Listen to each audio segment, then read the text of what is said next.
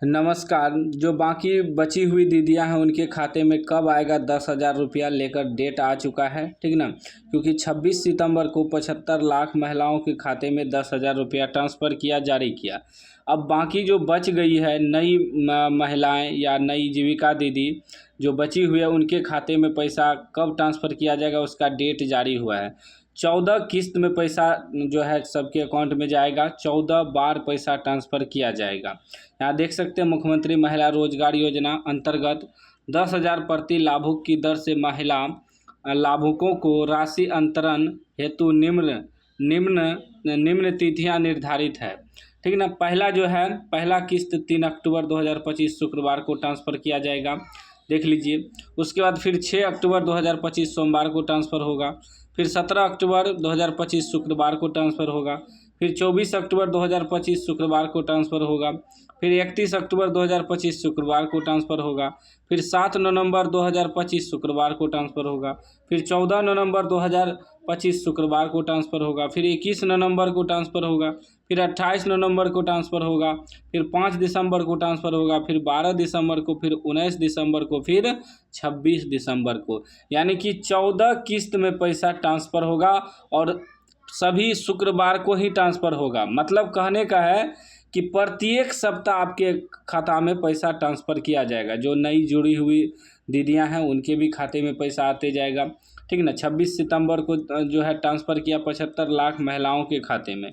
अब जो बची हुई दीदी है, जो बाकी बची हुई दीदी है जिनके खाते में पैसा नहीं आया है, तो 3 अक्टूबर को जो ट्रांसफ़र होगा उसमें पैसा आएगा। यदि किसी दीदी का फिर 3 तारीख को पैसा नहीं आता है तो फिर 6 अक्टूबर को ट्रांसफ़र होगा, उसमें आएगा पैसा।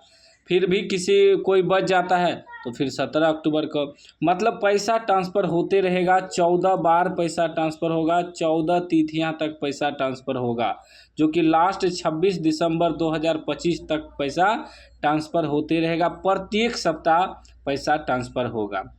जो जिसको नई जुड़ना है, मतलब जो नई जुड़ना चाहती है समूह में, ठीक ना, उनको भी पैसा मिलेगा।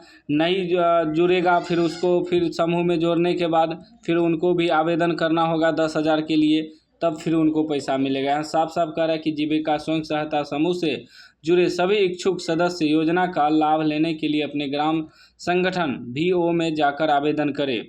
स्वयं सहायता समूह से नहीं जुड़ी हुई महिलाएं जुड़ने के लिए सर्वप्रथम अपना आवेदन संबंधित ग्राम संगठन VO में उपलब्ध निर्धारित प्रपत्र में जमा कर सकती है। जो नहीं जुड़ी हुई है समूह में, पहले समूह में जुड़ना है, उसके बाद 10,000 के लिए आवेदन करना है।